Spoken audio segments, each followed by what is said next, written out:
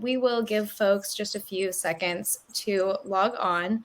But in the meantime, we have an amazing panel here. You will be introduced to them in just a bit.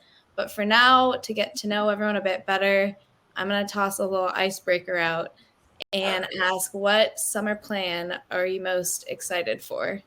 And let's go to Grace first. I have an easy answer. I am getting married in just a few weeks.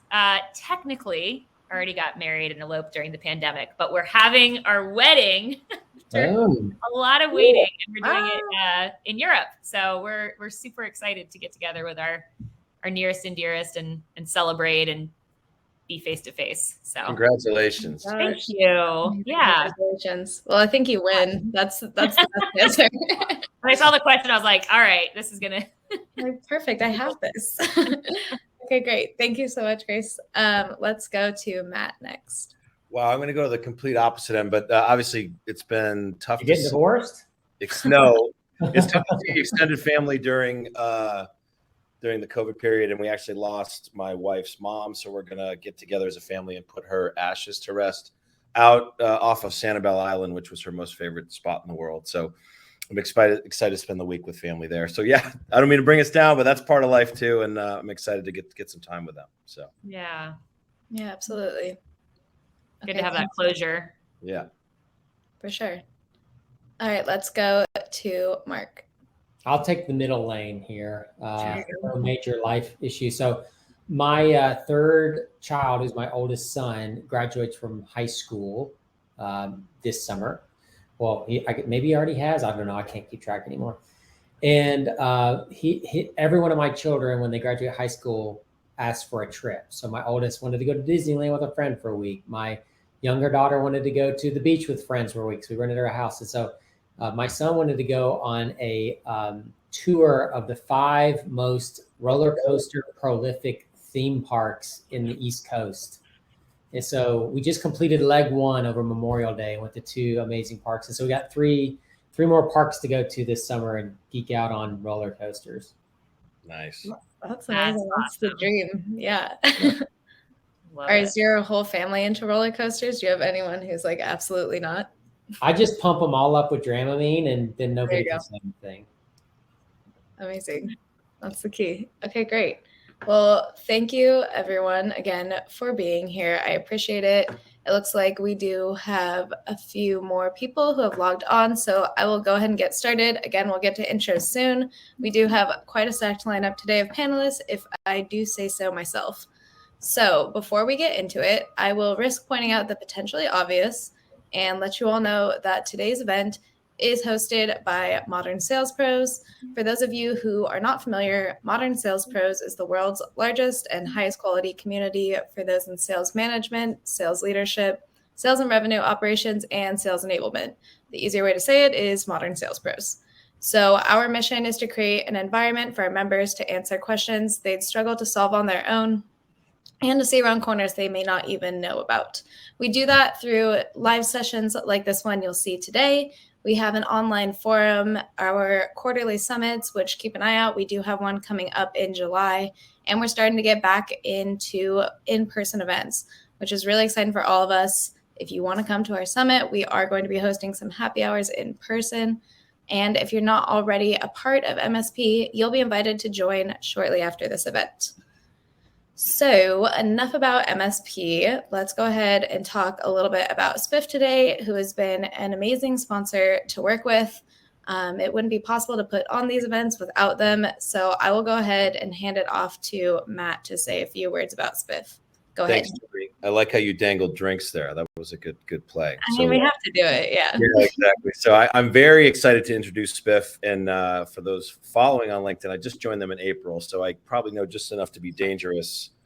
But have been part of 2 month-end closes, and I'm just so pleased with our continued explosive growth. So at Spiff, we believe people are happiest when they're motivated, successful, and have clarity in their role and their objectives. So we built what we're calling a new class of software that really drives motivation and success by creating trust across the sales and finance organization through real-time automation of complex commission processes. That's a lot to say, but I think as salespeople, we've all been part of, difficult commission situations and scenarios, not happy with what we've had in place over the years. So we make commissions far easier on finance and rev ops than any other tool in the market. And we help companies connect revenue objectives more closely to the sales teams themselves and provide the sales teams with transparent tools. So it's kind of next gen commission enablement empowerment platform. Excited to be here and excited to sponsor today. So thanks, Joni. Thank you. And yeah, again, Spiff has been such a great partner to work with. I have to say, I can't pick favorites, but their team is really amazing and has been nothing but easy. So again, amazing to have you as a sponsor. We are excited to dive in, but just to cover our bases real quick so you all know what you're getting, we'll go over some housekeeping notes. First and foremost, this event is indeed being recorded. You will be able to access the recording and the key takeaways on the MSP website post-event. I'll be sending you a little follow-up with all the info you need, so don't worry about that. And second, and most importantly, if you have a question or any comments or anything you want to pick our panelists' brains about, we do have a Q&A function. It's going to be on the right-hand tab. Feel free to comment in there or in the chat, and we would love to get to those during the event. These are always way more fun when our audience is interactive. Plus, you get, again, an hour with some amazing sales leaders here. So now let's go ahead and get introduced to our panel today. You heard a little bit from Matt before, but now I'll give him a proper introduction. This is Matt Gahr, the new CRO at Spiff. Matt, go ahead and tell us a little more about yourself. Sure, thanks. Yeah, again, Matt Gahr, CRO at Spiff, and I'm excited to be part of the team and really join the sales tech industry. So I've been in HR and finance tech since 2007 with companies ranging from pre-revenue to 25 million to pre-post IPO, 100 million all the way to 500 million in ARR. So over that time, I've led sales teams from 2 AEs to 200 team members at differing levels of scale and velocity. So I'm just excited to be working at a company that provides a solution that makes sales professionals' lives easier. So making that flip over to sales tech is something I'm very excited about. So on a more personal note, happily married father of 2 older teens, one in college, one finishing high school pretty soon here. And I'm based in Carlsbad, Southern California. So it's 75 and sunny most days of the year, and glad to be here. So thanks, Joni. Amazing. Thank you. I'm jealous. I'm in Oregon, and we have a beautiful gray Oregon day here. So you enjoy that one. All right. Thanks, Matt. Next, I will go ahead and pass to Mark Kosoglow. I hope I'm saying that correctly. The VP of Sales at Outreach. Hi, Mark. Go ahead. Bad. Yeah, good job, Joni. So my name's Mark. I'm the Global VP of Sales at Outreach. I've been here. I was employee 1 at Outreach. I'm still here doing my thing. And I love sales a ton. It's not just my profession; it's my hobby, it's my passion. And to get to sell something to salespeople that they get to sell stuff with is kind of like as much sales. It's like a cherry cake with cherry ice cream and a cherry on top. Like if you love cherries, that's your dessert of choice. If you don't, you might not. But I love sales, so I really enjoy meeting bunches of sales leaders all the time, talking about sales and helping the greater sales community work more efficiently and effectively. Amazing. Thank you. I have to ask, do you actually love a cherry cake? I do not. Okay, and if you put cherries in my brownies, I will take them to the trash can. I'll leave that on me. I like that. That is good. Okay, and last but certainly not least, we have Grace Tyson, the VP of Sales at Reprise, who will be our moderator for today. Grace, I'll go ahead and let you introduce yourself, and you can take the reins so I stop talking from here. I will see you all at the end for some closing notes. Don't forget to ask them questions. Grill them, do what you want to do, but Grace, you can take it away. Amazing. Thank you so much, Joni. I am incredibly excited for this conversation. Cannot wait to learn from both of you, Matt and Mark. I would also throw those brownies in the trash. I want pure chocolate brownies, but I also love sales. So I am the VP of Sales at Reprise. What Reprise does is we provide the only complete demo creation platform that empowers our customers to create no code and custom live demos and guided demos to really support and speed up sales cycles. So really fun also selling to sales leaders and marketing leaders over here at Reprise. Personally, I live in Columbus, Ohio, as of this past October, by way of San Francisco, Amsterdam, and Boston, amazing cities.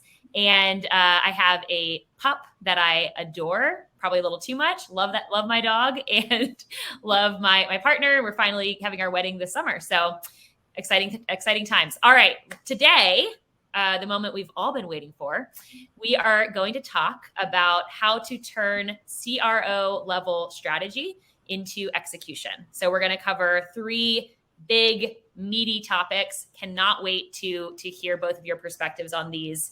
We're going to dive into revenue analysis, improving scalability by leveraging the right metrics like a pro, which both of you are. We're going to talk about identifying the why behind your product and your offering so that your actions can reflect that vision at a tactical level. And then we're going to also dive into CX and really explore customer retention from start to finish. So no big deal. Those should be easy peasy. We can wrap this up in a sandwich.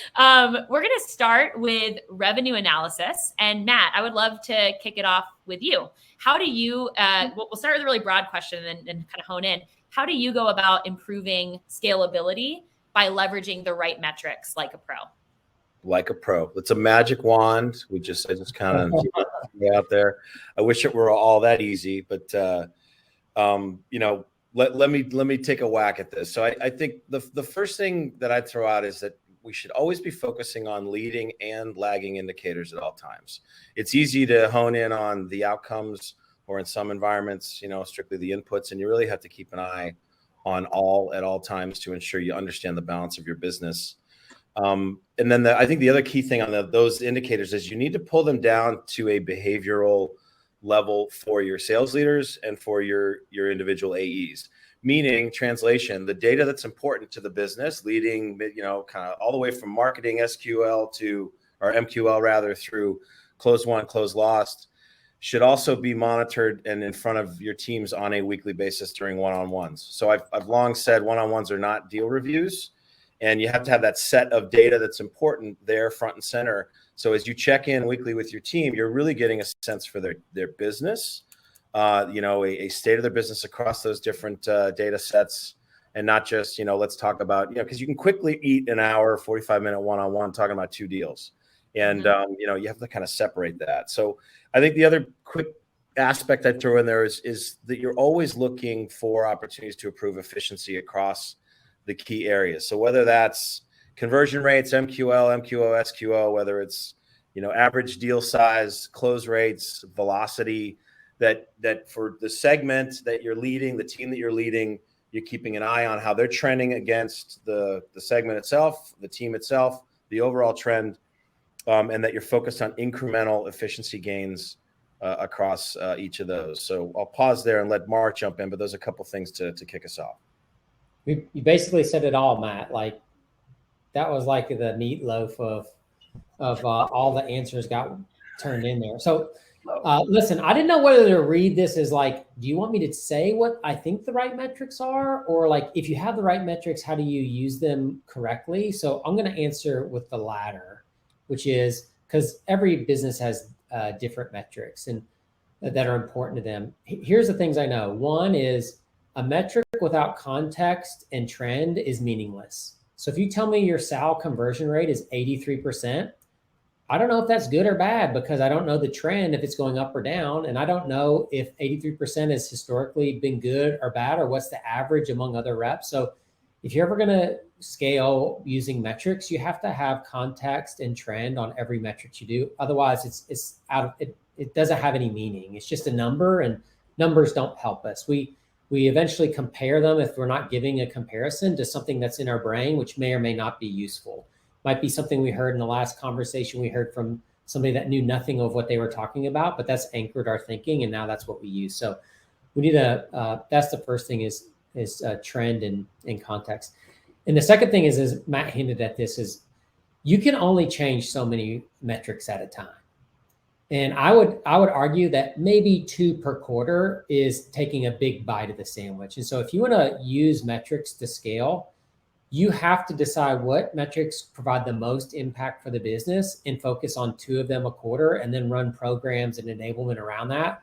And then have, as Matt said, like in front of people's face every day, what's going on, how it's working, so that they get the feedback they need. And if you resource that kind of focus correctly, it becomes really intentional in your ability to create success. And so those are like kind of the 2 things that I think about when I think about metrics. I want context and trend, and I want to make sure that I'm only addressing a couple metrics at a time.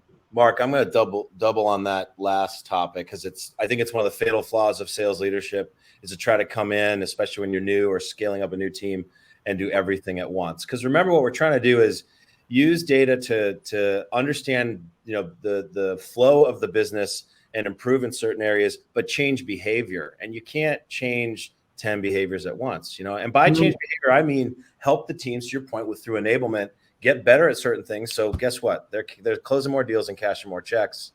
And I think it's a great thing that you pointed out, because it is a fatal flaw I see so many sales leaders do. They try to do 10 things at once.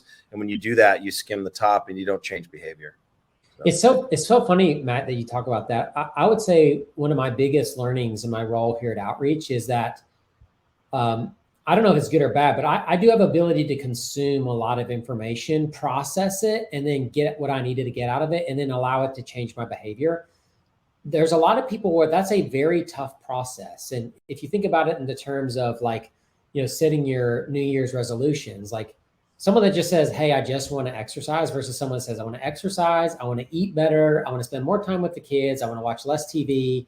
It's just too many things. And like, humans have one mouth, one throat, one stomach. They can only chew so much at a time and sit. And I'm sure, Matt, you like me have made the same mistake where we just shove the pizza, the sub, the drink, the chips, the fries, everything down somebody's throat and expect them to be able to chew it, swallow it, and have it change them.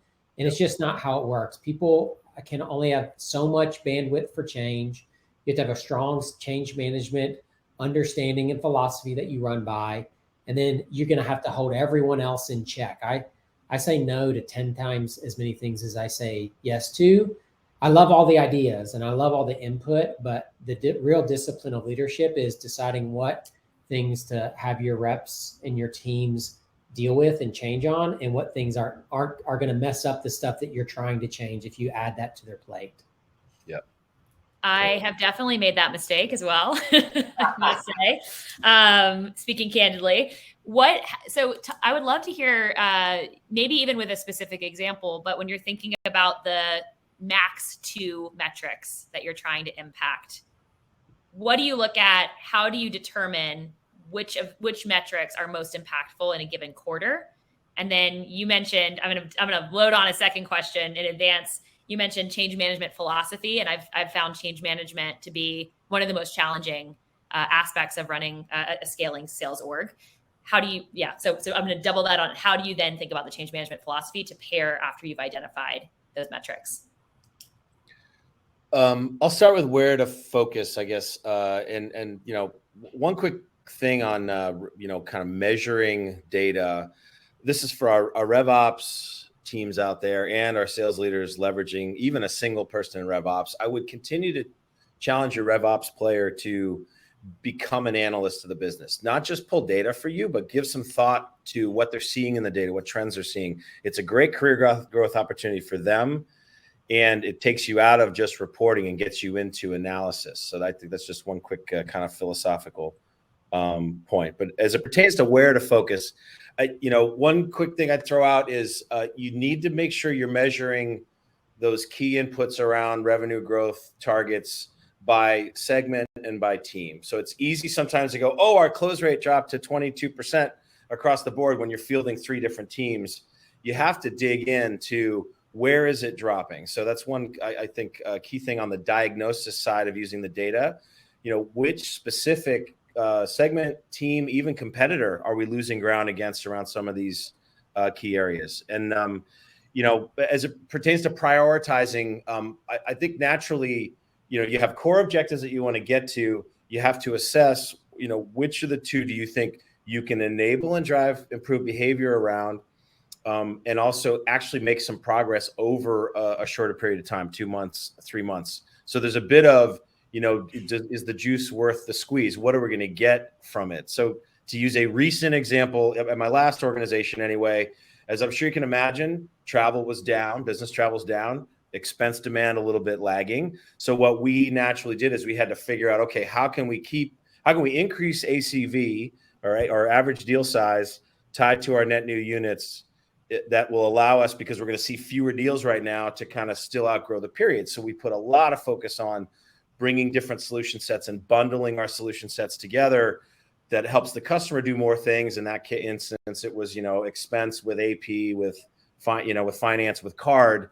And what we did is we drove a meaningful increase in average deal size, which allowed us to keep pace with our targets. And that was a key core focus on something that we, both identified in the data, enabled around, and then had success against, to give you a simple example. That's great. So I'll tackle kind of the change management philosophy part of the question, Grace. So in my opinion, that the people who are responsible for helping leaders create change is enablement. They're the people that should tell you what to do, how to do it, why you should be doing it, and then help equip your frontline managers to drive execution on those ideas, right? So if you're going to have a change management philosophy, my opinion is you should partner with enablement to be the non-revenue oriented. That's not quite accurate, but they're not revenue motivated, right? Like whether we blow out the quarter, they don't blow out the quarter, they care, but like that's not the product of their job necessarily. It's a downstream effect of them doing their job or not. And so they usually can come with a little more objectiveness. And so I'm really lucky. I have an unbelievable partner. Her name is Whitney Syack. And Whitney and I came up with a construct to quantify change management. And we take a 9 box, and the x-axis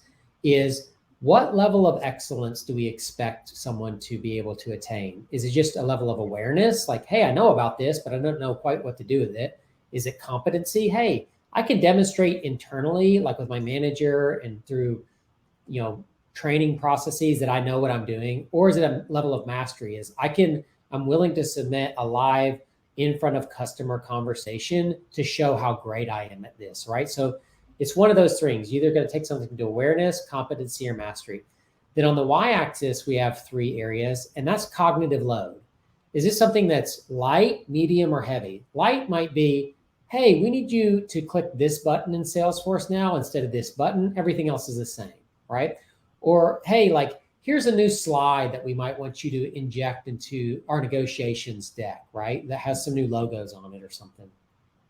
Heavy might be, hey, Matt, you know that discovery call that you've been using for the last 2 years? We've changed our platform messaging, all of our branding, and we're going to give you a brand new deck, and you now have to conduct your first meeting completely differently than the way you have before. That's a high cognitive load. There's emotions created, all that, and trust and risk. And so that 9 box allows us to say anything that is high cognitive load and we want to take to mastery is 9 points. Anything that we want to take to awareness and this low cognitive load is only 1 point. We only believe that a rep has like 15 points of capacity. So if my CRO, Anna, wants me to take something to mastery that's a high cognitive load, which I'm doing this quarter, we have a whole quarter-long process and enablement program to support that. And we can only do now 1 or multiple things that add up to 6 additional points. So she can't ask me to do that with 2 things. It's just too much. And so when you get a construct and a philosophy and a framework around change management, that you have a partner that can help you defend it, and that's their, that really is their area of expertise. And then you, take that and have everybody agree to it in the company. It creates really strong trade-off decisions that let you prioritize things without overloading reps and just kind of adding something new on. So that's how we've done it at Outreach. I think that it's a really strong way to do it, but it does take alignment and partnership with the people that are there to help you gate how you do change inside your org. I love the scientific data-driven approach there. It's really, really cool. And I guess I jump in on enablement just to agree with you. Depending on your scale, size, where you're at, the right enablement hire, and even a couple of them, to me, become vastly more efficiency driving than just adding a new AE in a new territory, because they make the entire team better. So Melody is our enablement partner at Spiff. She does a tremendous job. And as I think about our next phase, I would almost say, pre-invest in enablement to ensure, as you're rolling a lot of these behaviors out, that you really have the right people doing it, you're measuring the outcomes, et cetera. But I love the idea on kind of, measuring the capacity of how much change people can absorb at once. So that's a takeaway I'll definitely grab with me, Mark. Sorry to cut you off, Grace. Oh, not at all. I completely agree. I've been aggressively taking notes. I love how you've quantified the change management lift. It sounds like that's really impactful for navigating how much the team can really take on, and totally agree with the importance of enablement and hiring. To your point too, Matt, hiring that kind of ahead and in advance, because it does take time to find the right folks, and it's such an important role and partner. You both mentioned efficiency. I'd love to really get specific and learn a little bit from you about, as you think about scaling a team, what are some of the metrics you look at to scale the team efficiently, specifically? Mark, you want to swing first on this time? Yep. So I think this is a super relevant topic. I think we're seeing in the public markets that companies that grow at all costs, even if they're growing, are being penalized, and companies that can grow efficiently are being rewarded.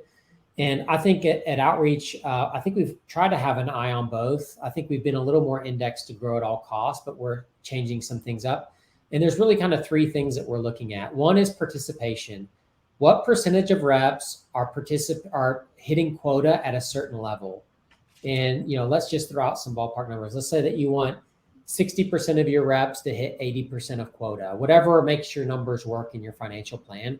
And what you're doing is you're saying, we're not relying on superheroes to win the quarter. We have a programmatic way to develop someone into a participating rep that does what they're supposed to do according to the financial plan and contributes to the health of the overall company and org. You can still have your home run hitters, but you need to have a wide base of participation across reps. So we look at participation very, very closely. The second thing is we look at is pipeline coverage. How do we shrink the amount of coverage we need to still hit our number? And that's tied to the third one, because these work hand in hand, is win rate. And your win rate determines your coverage amount. Your coverage amount is determined by your ability to generate pipeline. And so those are the three things that we optimize for. Is we try to have enough coverage to hit our number, but a win rate high enough that makes the coverage as small as possible to still predictably hit the number. And I think if you can have lots of reps hitting their number, doing it with the least amount of pipeline possible that you can generate reliably by having really strong win rates, I think that those are the three components of having an uber efficient business. Yeah, great. Obviously, a couple of these overlapped. I love the participation concept, and I'm moving from a larger business to a smaller business, and some of this is adjusting as I do, but fully aligned around pipeline coverage. One thing I guess I'll just add some comments around pipeline coverage. One thing to measure is in-period bookings. So in addition to the coverage you need to go into the month or quarter, making sure you have a historical understanding and a forecastable expectation on what will come in pipeline to make sure you've got the coverage you need, especially in down market. When you get into a down market sales motion, that's important. And on win rate, I think measuring that segment by segment, of course, and then against specific competitors or scenarios. For example, your win rate against do nothing, the still the biggest winner out there in most markets, status quo. Is that adjusting? What do we need to do to kind of overcome that? So getting a step more specific around where you're seeing the win rates potentially lag behind, but it is absolutely an area of focus. And I guess the one I'd add to it that I'm always focused on is velocity, because it impacts your stage age. It impacts your ability to forecast your business. So for those segment teams, what is the average velocity? What are the trends around that? What can we do to ensure that the prospect, the customer, has what they potentially need, sooner? Because as a revenue leader, the sooner you're bringing on new customers, the sooner obviously we can get them into implementation and get them satisfied with their experience. But velocity is an important thing to watch. It also helps you as you're measuring true pipeline coverage, because if you have a certain percentage of your pipeline coverage going into a period that's over the age of average or just shy and going to go over in the period, you may not have the pipeline health that you really need for that period. So I think velocity tied to pipeline coverage is an important juxtaposition to be measuring. Super helpful from both of you. I have one last question on this topic, and definitely prompted partly by market conditions. How do both of you think about, how do you navigate this balance of scaling and growing quickly and setting aggressive goals specifically, while also creating and maintaining a culture that wins and that feels highly successful, particularly when you're thinking about introducing, board pressures and internal pressures and sort of meeting in the middle and navigating that conversation? Yeah, I'll jump in here. So I had a leader early in my career who was one of those, I would call them pendulum goals. We were here, he would set them way out here, and his thought behaviorally was, if we got halfway, that was already mad success. So I don't subscribe to that. And I know we have, people have organizations out there that still do that type of thing. I'd say as it pertains to the, kind of increasing your sales capacity, it's one of those great mistakes, and certainly tech scale, where people hire a bunch of reps ahead of time or expect them to just be productive right away. Drew Kieran, a good friend of mine, had a good post on that on LinkedIn recently. So I think you have to be very careful in how you approach goal setting. I think the other thing to really contemplate is, depending on the stage you're at, the first 10 reps who are largely inbound oriented, if there's some smaller organizational participants here on the webinar, the ramp period, the amount of pipeline coverage they need, the close rates they see are going to be different than when you go from 10 to 25 or to 50, right? When you start to scale that up. So I think you also have to be thoughtful around setting objectives around ramp. So, things have to seem hittable. That said, every single record is broken when you're scaling. And I'm sure, Mark has a lot of experience with that. It's like, I remember in my early career, no one had ever done a 7-figure deal. All of a sudden, we not just did one, we did 5. No one had ever done an 8-figure deal. All of a sudden, we were doing those regularly. So I do think there's a little bit of science and art in establishing targets that challenge us. And obviously that we can continue to lead teams around, but you have to be careful setting the right target for the right stage you're at, scale you're at, and also the specific, right segment that the team is focused on. So I think growth and scale are like a drag race. And what I mean by that is, I don't know if you know this, but the world record holder for a quarter-mile drag race is 166.99 miles an hour. But in a half-a-mile drag race, the record is 204 miles an hour. And so how fast you want to go isn't determined by the car. It's not determined by the fuel. It's a lot determined by how long the track is. And so what we do a lot of times is we have a pace that we want to get, but we don't have a long enough track, meaning you don't have enough TAM. You don't have enough ability to find accounts in reps' names that they can actually go win at a rate that's reasonable to hit the speed of growth that you're trying to hit. And so for me, the way that you balance it is simple. As a sales leader, if you get an aggressive goal, you go make sure you got enough track to get that fast, right? And if you don't have enough accounts, if you don't have enough reps, if you don't have enough win rate, whatever the limiting factor is, there's always a couple factors that limit you.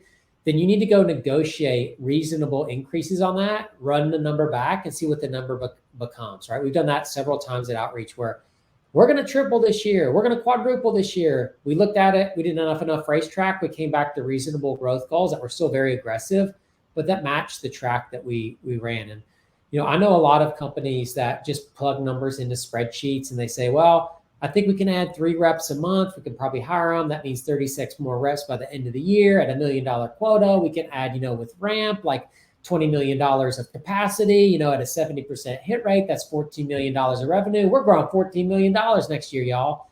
And they don't realize that they can only give each of those reps like 10 accounts each. And they'd have to win all those plus go find 4 more to hit that number. And so I think the way you balance it is look at the racetrack and make sure that you can actually have the room to get to the speed that your company is asking you to do. Super helpful. Thank you both. That's amazing. Let's jump into the second point. I could seriously grill you both on all day on that first topic. Second point is the big why.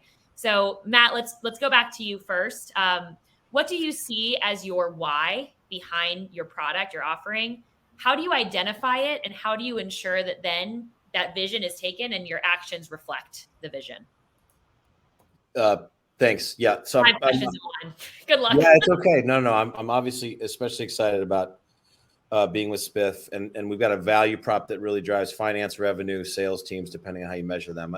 I heard a comment on a panel back in I think 2019, and that stuck with me. And it's this quote that revenue is the oxygen for any business, that you can't get anywhere for long without it, regardless of size, scale, industry, whatever the case may be. So all stages of every business ultimately need revenue to survive. And if I think about your revenue objectives as a business, commissions should reflect and drive those objectives and outcomes. So platforms that drive consistent alignment, predictability, transparency, engagement of the sales teams are going to be important. I think I'm very confident even during uncertain economic times, because if you think about what some industries may be facing, the one thing that they know is they've got to retain and grow their revenue as best as they can during the forthcoming period if they think they're going to see a downturn. So let me give you a specific example. As companies consider it maybe a change in revenue strategy, maybe it's a new product that they think is going to be more profitable, right? Or a managed service or something that they're going to release, or a new ICP, ideal customer profile they're getting into, emerging competitors. The ability to adjust your revenue targets and your commission plans to drive a deeper focus within your sales organizations with a solution like Spiff just got easier. So we're a direct tie back to driving those revenue outcomes. And for the finance and RevOps teams, they can self-manage this. So it's not like they got to come to us and make all these vast changes. So I couldn't think of anything more aligned with overall organizational revenue objectives than a platform like Spiff. So as a solution too, we really deeply impact 2 teams. If you think about our primary customer, that's the administrator, the commissions teams, they are buried in traditionally spreadsheets or old technology that just doesn't get them there. And then their primary customer are the sales organization. So if you can release a solution, which we have, that allows you to serve both those orgs, you really drive organizational impact. And kind of the why behind us is helping companies continue to drive revenue outcomes through better transparency and a better platform for commissions. So great. So I'm going to caveat my answer with the key part of this question, which is your why, as in me personally. I'm sure that our CEO, Manny Medina, can pontificate and has an eloquent speech on the companies. I'm sure I've heard it a million times, but I've never had to memorize that. So I might be a touch off topic there. But the why is simple to me is sales is getting more and more difficult every single day.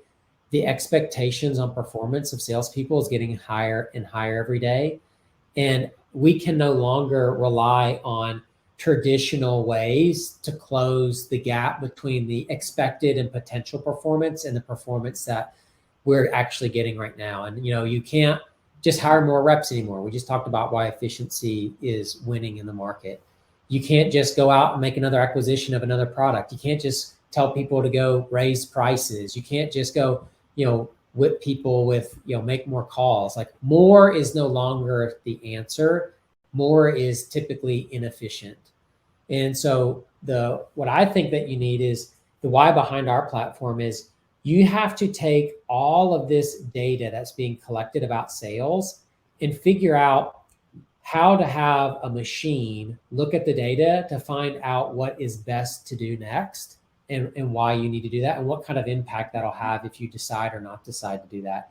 And outreach is really lucky. We started with the workflow of the SDR. That's our roots. We've grown well past that, what our current product offering is. But what we stumbled into is that if we are where the rep does their work every day, we can collect more signals and more data than anybody else. It's similar to, I remember a couple years ago, they put out an announcement from Google.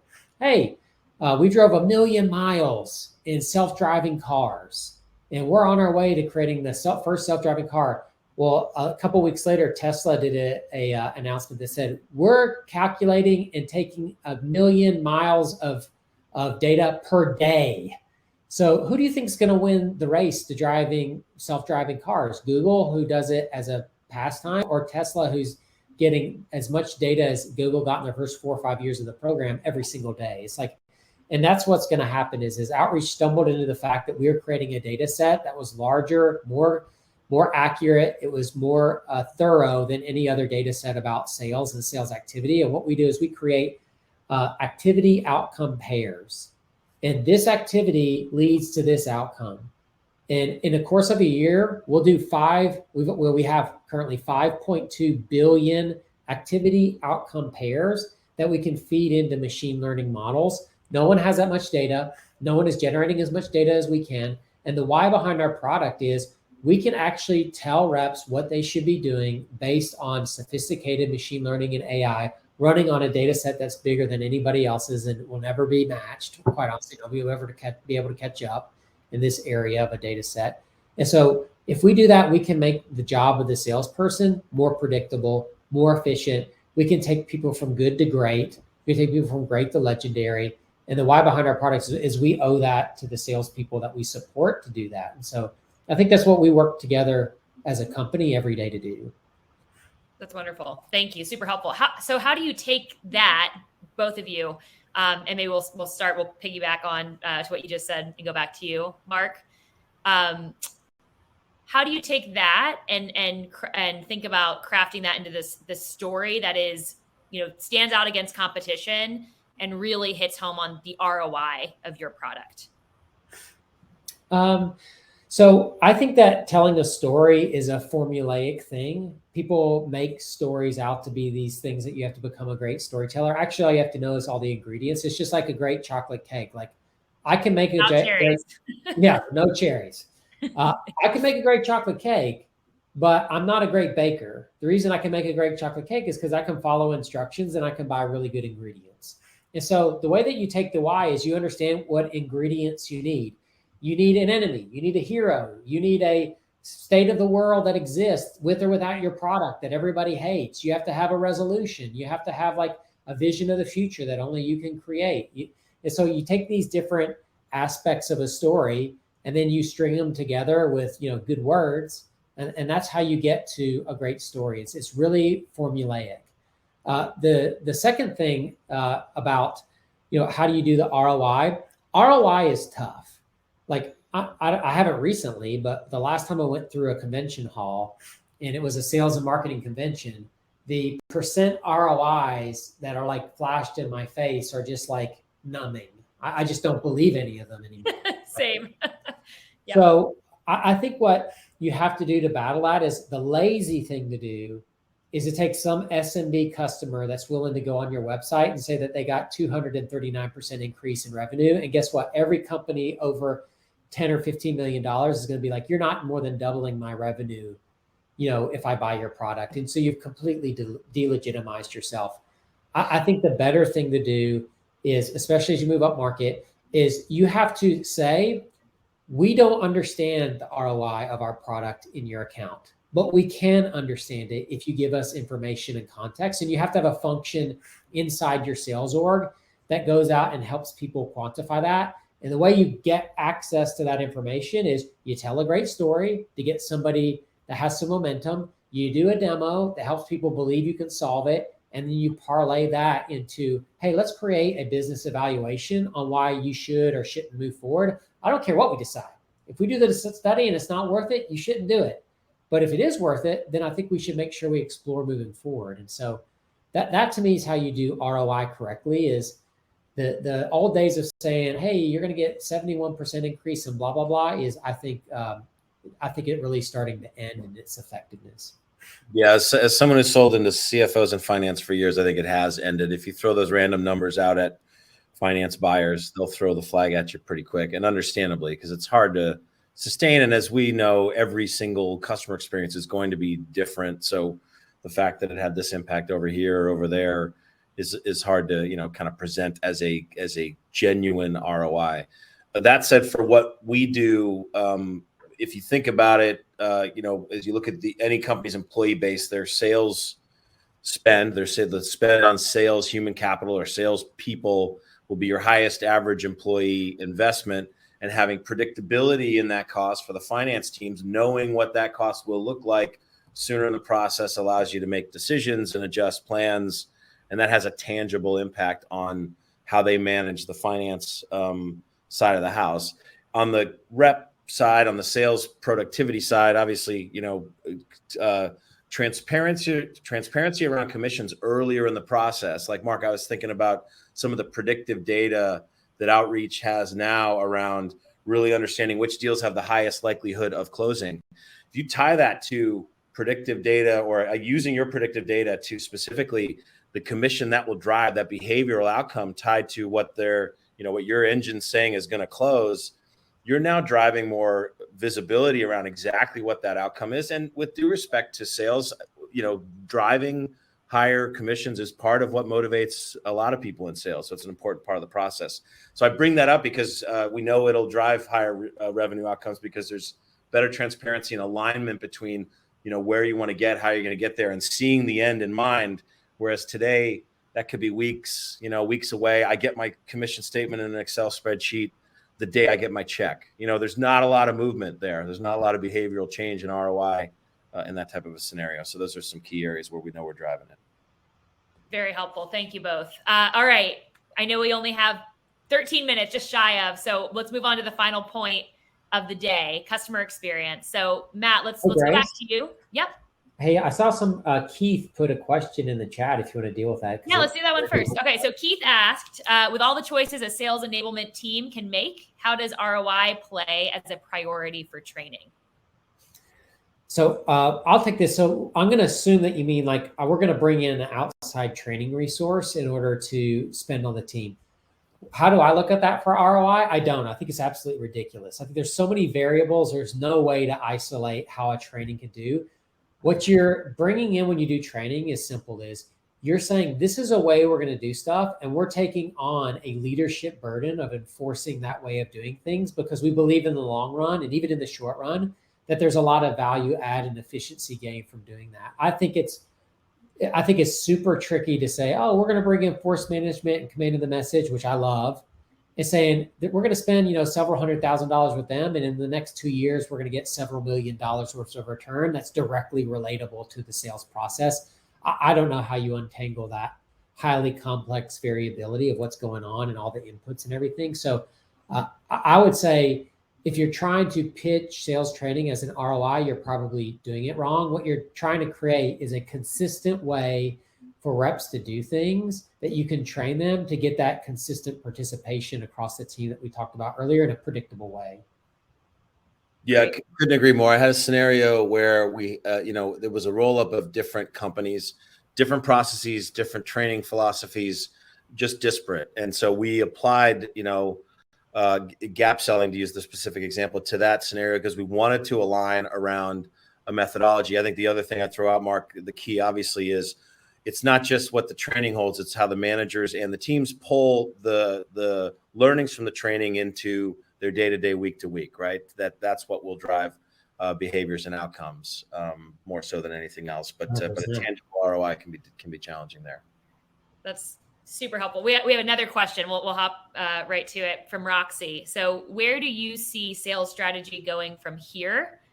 And what pain points are you hoping to see software solve in the future? Big question. I love it. That is a big question. I mean, I don't, I hate to kind of go back, but like efficiency is where sales strategy is going. Is you have to grow efficiently. That may change in the next 18 months to 24 months. I don't know, but like that's where strategy is going. Is how do I get more out of less? And in a way, that's been a theme for a long time. So the pain points I'm hoping my software solves in the future is we have just started to dip our toes into that. Matt says, like, here's a deal health, and here are the contributing factors of that deal health. And then here's how you go take action against those to correct it and get the deal back on track. We are starting to build in platform type things. So if it says, hey, you need to go reach out to more VPs, we know who the VPs are. We should be able to list the VPs, and you should be able to take action right all in that one screen without going somewhere else, clicking somewhere else and all that. So I think like we just want to make doing the right thing way easier and help reps feel way more confident about it. That's kind of what I'm hoping to address. I would agree that efficiency is a key part of it. I think one other way to look at that is, if you think about the Great Resignation most recently that's been clearly talked about, the highest turnover percentage was amongst sales organizations. So of, a function, that's where you saw the highest churn.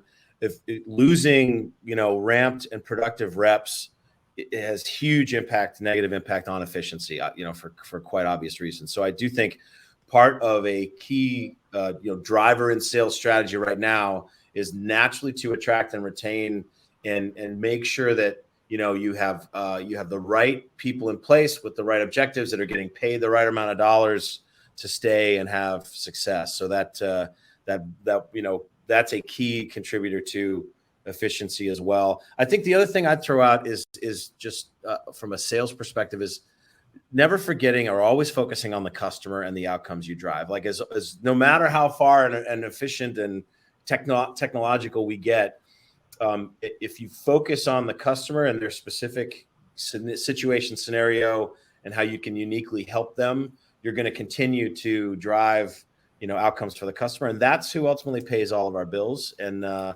think it's just always a good reminder to stay very, very focused on them in whatever you do. Matt, perfect tee up for the final big topic here. So tell me more. We're thinking about customer retention. What's your approach to the customer journey and retention from start to finish? You just started to touch on it, so I'd love to flesh that out. Yeah, I'm a big believer in clarity in everything that I try to do and lead and manage around. And I think, when I think about customers, these are human beings, and they're understanding and they're resilient and they're, hardworking and focused just like we are each and every day. And if you drive clarity in your conversations, your interactions with them from day one of the prospect interaction period through demo, through pre-implementation, through implementation, that is going to drive the highest level of kind of customer acknowledgement and stickiness of sticking with you. So I think about simple things like the executive bridge, in a mid-stage deal. And actually, KK at Clary did a great job with this, and I've been a multiple-time customer. There was engagement, but then there was consistent follow-up, follow-through, and making sure that I understood, and I do this with my team as well, that he was not only the sponsor of my relationship during the sales process, but also the sponsor of my relationship and an advocate for Spiff as we become a customer and for that lifetime journey. So I think that's one important thing to keep in mind. Beyond that, taking care of the handoff. To me, it's a relay race. As it pertains to really providing a top-notch customer experience, gathering data from SDR, from pre-SDR to SDR to discovery.